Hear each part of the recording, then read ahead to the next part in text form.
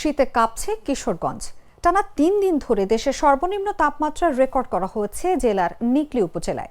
মঙ্গলবার সকালে হাওর অধ্যুষিত এই উপজেলায় তাপমাত্রা রেকর্ড করা হয় 11 ডিগ্রি সেলসিয়াস।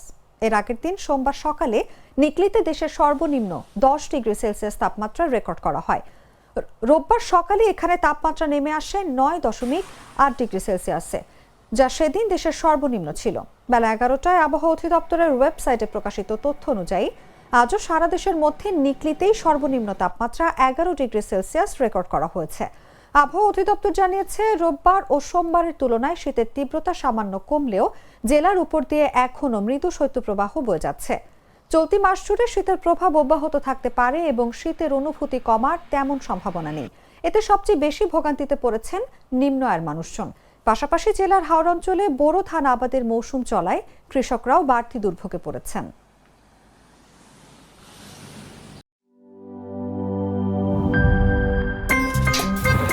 আমার একটা স্মার্ট সিদ্ধান্তে 25% গ্যাসের খরচ কমেছে। ভাবছেন কিভাবে?